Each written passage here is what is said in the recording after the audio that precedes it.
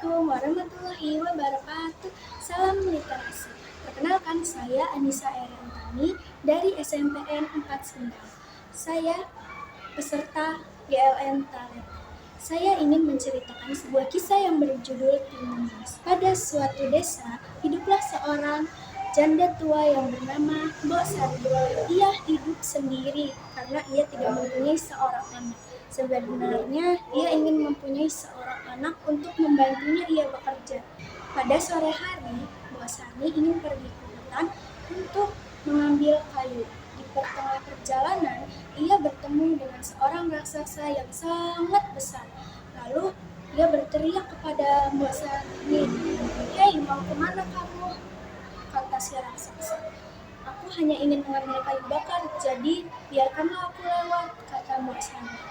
Lalu si raksasa pun tertawa. "Hahaha, kamu bisa lewat jika kamu memberikanku seorang anak manusia untuk aku santap." Lalu Mbok Sari menjawab, "Aku tidak mempunyai seorang anak," kata Mbok Sari. Lalu karena Mbok Sari sudah bilang bahwa dia tidak mempunyai anak dan juga dia ingin mempunyai anak, si raksasa memberikan biji mentimun kepada Mbok Sari. Lalu raksasa itu berkata, "Hei wanita tua, tanamlah biji ini ke depan halaman rumahmu. Lalu tunggulah 2 minggu, baru kau akan mendapatkan seorang anak manusia. Tetapi ingat, serahkan anak itu kepadaku setelah ia berumur 6 tahun. Lalu Mbok Sari pun menerimanya dan menanamnya di halaman rumah tersebut. 2 minggu pun berlalu.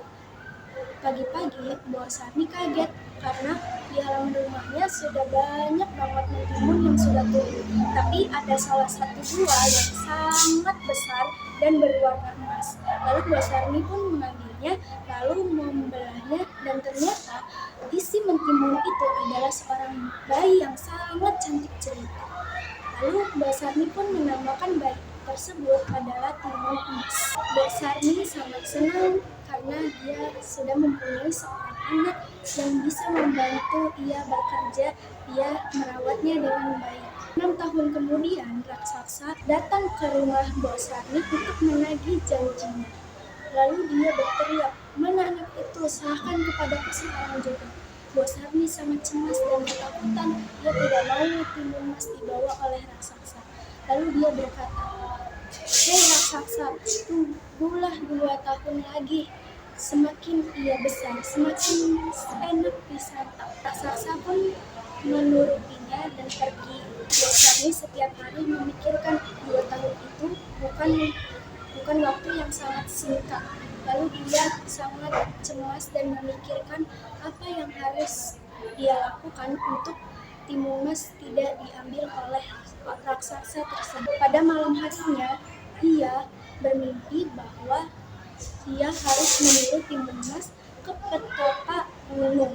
Dia pun menuruti mimpi yang ada saat malam hari tersebut.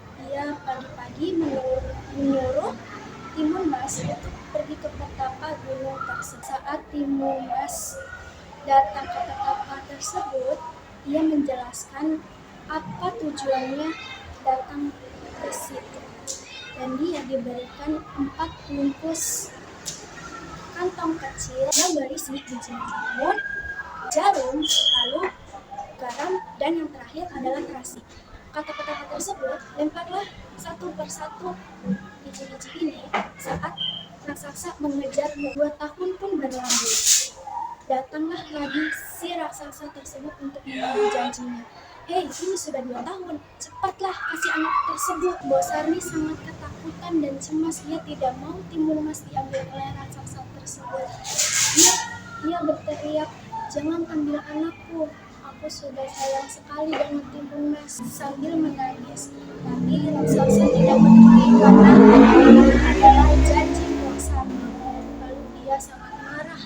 "Cepat, keluarkanlah anak itu dan serahkan kepadaku juga." Timun Mas yang melihat dari kejauhan, ia sangat kasihan. Lalu dia keluar dari tempat persembunyian dan berkata, "Hei, aku ada di sini, tangkap aku." Raksasa itu pun mengejar Timun Mas. Lalu Timun Mas melemparkan satu biji mentimun ke arah raksasa, dan tak disangka langsunglah bertumbuh bunga mentimun yang sangat lebat. Itu membuat raksasa sangat susah berlari dan mengejarnya karena terlilit oleh akar mentimun. Tapi ia sangat kuat dan mudah lepas dari ikatan tersebut. Lalu Timun Mas melemparkan kantong kedua yang isinya jarum. Ternyata langsunglah berbentuk bambu yang sangat tajam dan tinggi. Itu membuat kaki raksasa berdarah dan susah untuk mengejarnya. Tapi ia tetap kuat dan masih mengejar Timun Mas.